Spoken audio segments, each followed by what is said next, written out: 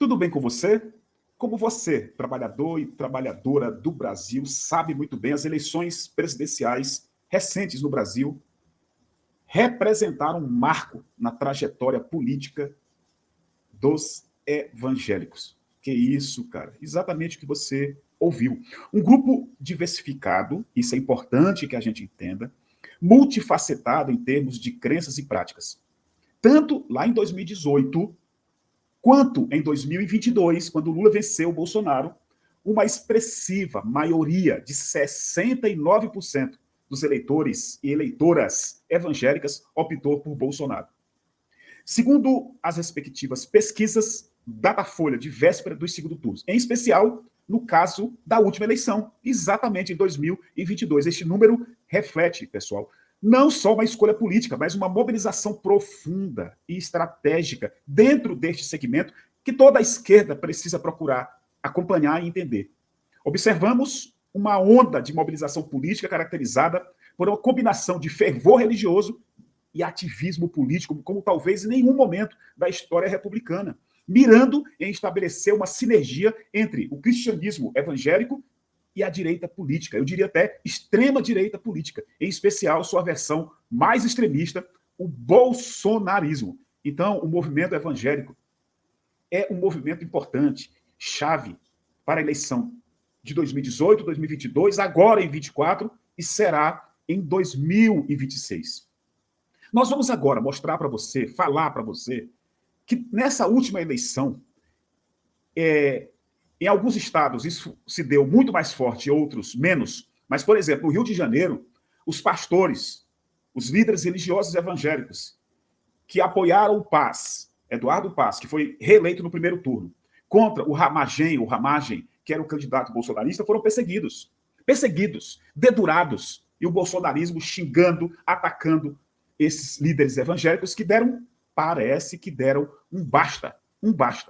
Pastores buscam se distanciar do bolsonarismo após pressão durante as eleições. Líderes de igrejas evangélicas estão criticando a pressão de políticos de direita, eu diria extrema-direita, sobre seus fiéis, após receberem cobranças de apoios de apoiadores de Bolsonaro, para que declarasse apoio a candidatos bolsonaristas nas eleições municipais deste ano, não apenas no Rio de Janeiro, mas em várias regiões do Brasil, e isso está lá no jornal o Globo. Pastores, olha bem, de grandes denominações, como a Assembleia de Deus de Madureira e a Igreja Universal do Rei de Deus, manifestaram desconforto com o que chamaram de patrulhamento bolsonarista sobre o período eleitoral. Por exemplo, no Rio de Janeiro, apoiadores de Alexandre Ramagem chegaram a acusar pastores que não aderiram ao bolsonarismo e de estarem vendidos para o Eduardo Paes. A pressão recaiu lá no Rio de Janeiro, particularmente sobre o pastor Cláudio Duarte, que é o organizador da Marcha para Jesus, e o bispo Abner Ferreira, líder da Assembleia de Deus de Madureira do Rio de Janeiro, que demonstraram, como já falei, apoio à paz. Mesmo, olha bem, aliados próximos de Bolsonaro, como o pastor Silas Malafaia, que também não apoiou o Ramagem, foram alvo de críticas de deputados do PL. O deputado federal Ottoni de Paula, do MDB do Rio de Janeiro, vocês viram a reação dele, nós mostramos aqui.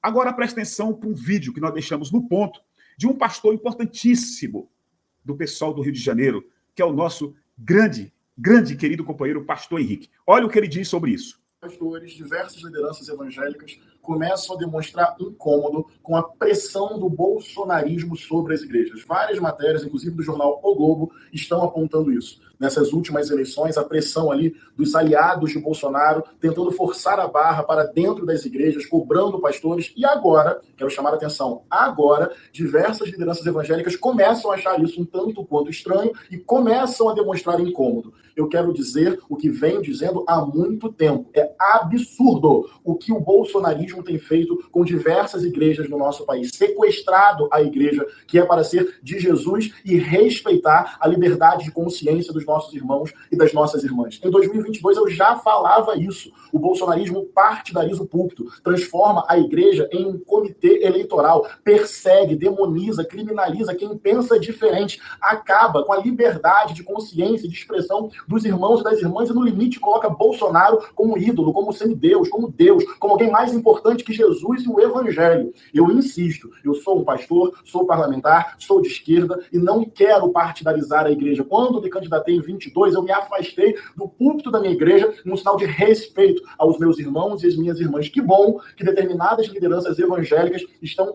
despertando a sua própria consciência e lembrando que igreja é espaço de oração, de serviço, de comunhão, de diálogo, e ela não pode ser sequestrada por um discurso político tóxico, violento, intolerante, que está dividindo famílias, machucando pessoas.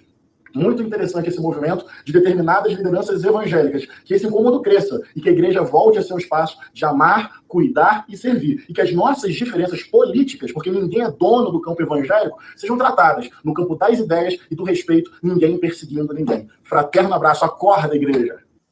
Então tá aí uma notícia realmente muito interessante. Eu conheço muita gente evangélica que está hoje desigrejadas, fora da igreja, sem participar de nada, porque não aguentaram a perseguição de amigos ou ex-amigos e pastores. E saíram da igreja. Estão rezando em casa, em grupos de oração.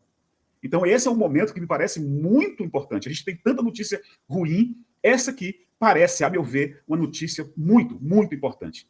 E vocês devem ter visto, só para encerrar, que o Lula tem todo o cuidado, mas todo o cuidado, eu acho que tem que ter mesmo, de não se envolver com nenhum grupo religioso, católico, evangélico, da Umbanda, das religiões de matriz africana, de forma nenhuma, para respeitar o Estado laico. Nós temos que lutar pelo Estado laico.